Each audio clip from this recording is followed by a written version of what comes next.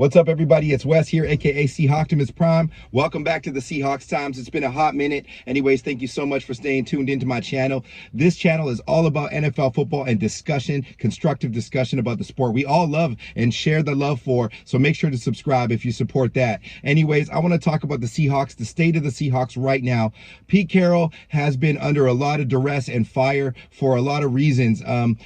Particularly due to, not changing up the defense, not changing up the personnel, and going on a 4-game losing streak before that electrifying game against the Philadelphia Eagles on Monday Night Football, which I was a part of. I had a reunion with my brother. It was amazing. It was fantastic. I was right there with the view for the JSN catch. Just overall, the energy in the building was like it was back in the days of the LOB era. It was just electrifying. It's just spectacular. I was so happy to be a part of that moment. Pete Carroll has, changed his tune in terms of, not changing his philosophy, but they did a lot more things that I was hoping they were going to do, going back to some man coverages, playing healthy players. Let's talk about Tariq Wen. I believe Tariq has a shoulder injury that is going to probably need surgery in the offseason, but we're going to see if that bears its fruit later on. But I don't think it's about an effort thing for Tariq. I just think that he might be hurt and not able to tackle. I know a lot of the other channels out there have talked about that, Brendan, all those guys. So that's kind of obvious to me because I don't think Tariq Woolen is a lack of effort guy. He's a great kid and he was good last year in tackling for what it's worth. Not spectacular, but good. And I think that that's what's needed. Jamal Adams, there is stuff going on with Jamal Adams. I think there's some personal issues going on there. And, he is injured. He's playing hurt. And, Pete has done the right thing. He has put players out there that are healthy, hungry, and look at what it did in that game. We were able to get some stops. We were able to make some tackles, and we were able to trust in the ability of this team to pull out a win that we needed to absolutely win. I'm not like over the top here. I'm not thinking that Seattle's back as a Super Bowl contender, but I do think that they can make a playoff run here for the wild card spot. You've got a couple teams reeling there that are in that wild card position. The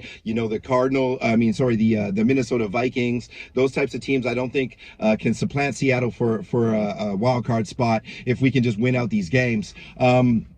Moving forward, I do believe Geno Smith is the starter on this team. Geno Smith, he's been putting up big numbers since Abraham Lucas has been back. And the O-line, even the interior O-line in that game, it wasn't amazing, but they've been playing a lot better. You can see the communication is better, and we're not afraid to give Ken the ball. So if we can get Ken the ball and get him better blocking and run him outside like that, I don't think there's a lot of teams that can stop him, particularly with our ability of our wide receivers and tight ends to to block in the open field. You got DK Metcalf, Bobo, even Tyler and JSN are good blockers. So let's just get back to that when we play Tennessee. Let's get out there and get Ken the ball, get Zach the ball, and see what happens. Get some time of possession because that's crucial, and that will help us get to play action, of course. What I want to see moving forward from this team is the same tenacity. I've been saying this kind of all year long, is if we play with passion like that and we play with heart, we can beat teams. We got the weapons. We do have some softness in areas, but when you put Jordan Love back there, we're no longer having big coverage liabilities in the safety area. Look, I want to say this about Jamal Adams. I'm not totally out on Jamal Adams. If we just use Jamal Adams at the line of scrimmage and let Love and Diggs handle things behind that, we can spell Adams and he can come in and he can make an impact. It's a fact, guys. There can be two things that happen at once. You can believe that it's, the trade is a terrible trade, which ultimately it was for the production Jamal's put out. But you're here with Jamal. We got to support our players, support our guys, because in the end of the day, these guys have talent and we need them on the field. We just can't put them in compromising positions to their strengths. We got to play to their strengths, and that's what we did on that Monday night game. Tennessee Titans up next. Will Levis is questionable. DeAndre Hopkins is a dangerous weapon, but he's not what he was. I believe that we can contain if we just, keep things underneath and not play soft zone. Do not be afraid. I mean, if Will Levis particularly is not playing, let's attack that team and get off the field quickly, get some sacks, get some turnovers. And that's really the key to the Carroll philosophy and the Carroll football. Shane Waldron, I believe he called his best game of the season so far, even though we put up big numbers against Detroit, big numbers against the Dallas Cowboys. That game in particular, I saw a lot more mixing up of plays, a lot more motion, and a lot more misdirection, which really fooled a good interior D-line for overall D-line for the Eagles. And a lot of teams have had problems with that team in that aspect. And I think I got to give my hat off to Shane and even Clint on the other side for what they were able to do there. Now, what do I see this team's needs going into next year? And I'll do some draft videos. Yes, I think we should pick up a Jaden Daniels or a Michael Penix. And you know, Drew Lock has built up, you know, if not with us, he's built up some trade abilities there. We can definitely get something for Drew Lock now. I do love Drew Lock. I don't know about the long term there, but I think he showed his character. He showed his ability to play clutch. He showed his ability to beat a really good team in primetime situation. And there's going to be a lot of NFL teams that will at least want that as their backup quarterback. Now, I don't know what you can get for Drew Lock. You know, maybe you could get a 3rd, 4th round pick. I'm not sure exactly. But, you know, Drew Lock does have value to many aspects outside of just being a player on the field. He is a fantastic team player, and you can see how the chemistry he has with all the players and how they rally around him. There's a lot of NFL teams that want that culture, and they're willing to pay a price for that. So that can't be unseen, and I'm glad that they put trust in him to go out and win a game.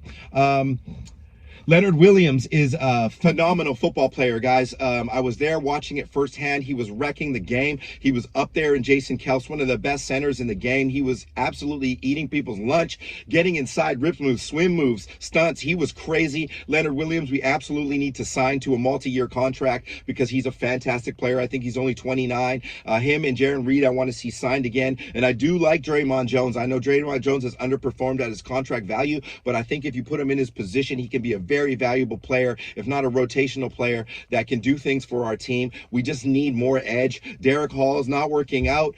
Darrell Taylor is not working out, and Frank Clark doesn't have anything left.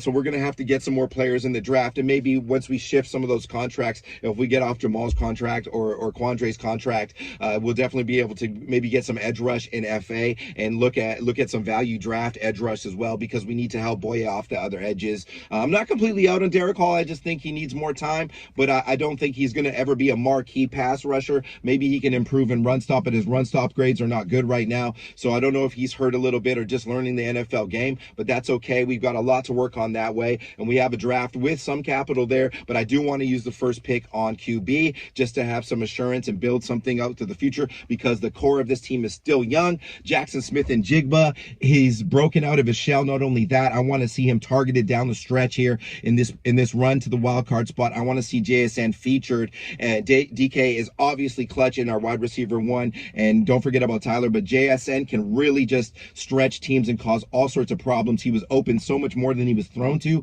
in that game, as I had a bird's eye view on that game. So I'm so happy about that's working out, and he also is displaying professionalism, fantastic character, and I'm really excited about the future of this team again. Not that I was completely out on it, but that skid, you got to admit, it had us down. That losing streak had us down, questioning everything, and rightfully so. There still might need to be big changes on the coaching staff. I don't know what happens, but I do believe if Pete Carroll sneaks his team into the playoffs, he does deserve to be back there next year, because he has shown that his systems and his philosophies, mostly his mentality of competitiveness, is still functional in the NFL if his players execute. And he has proven that, and he's been saying that all along. And I do think that he deserves credit for getting this team up for the big game and making it make sense. And I do believe Seattle will win these back 3 games. I really do believe that they're find that stride in that game, and they're not going to turn back. Now, is that too little too late? I don't think so, because the Niners are so far ahead. You know what I mean? And the Lions are explosive, but we show them you can beat them. I'm not mad at those teams. Those teams have had great years, but if Seattle can get into the playoffs dangerous and get their health together, you just don't know what happened. And that's the beauty of NFL football. You're never down and out until it's, you're mathematically eliminated from competition. And this is not the type of team you want to see in a playoff situation if they get their things together and they start getting better in the trenches with what they have. Now, you guys tell me what you think. Make sure to like and subscribe. Tell me what you think this team needs to do moving forward in order to not only win these next few games, but just overall what we need to do, what we need to put together, what you'd like to see us piece together, what we'd like to use more of or less of. Yes, I know there's some obvious things, but that's what this is all about. It's all about discussion, and I've been inspired to make more videos and interact with you more because I absolutely love this. So make sure to help me get these subscriptions up so we can spread the love of this beautiful sport around the league. And I want to give a shout out around the world. I want to give a shout out to all the other Seahawks YouTubers out there that are doing great work. Brendan Nelson, Brandon Kane, you know, the Hawks Nest, Brendan Nelson Seahawks. You need to subscribe to those channels. They're just awesome. You got Maddie, Maddie Brown, make sure to subscribe to him. You've got Rob Stanton, you've got Murph. I know those guys beef, but make sure to subscribe to those guys because they all bring different not that anyone, just Murph and Stanton have beef, but subscribe to these guys because they give you different perspectives on the sport. And it's just really important. There's a lot of other channels I want to interact with there. The Seahawkers podcast. You've got, what's that? Cigar Thoughts, Jackson Bevins. Those are amazing. I just want to, you know, name some other channels I'm not recognizing. You know, this is a community. We want to get out there and we want to spread the football vibe to the world because football is so important to me. You know, it does so many things for community and for, you know, cities and towns and businesses. It's really an important part of the culture. So anyways, that's what I got for you. It's Wes, aka Seahawks Prime. You know what time it is. It's a Seahawks thing, baby. Go Hawks.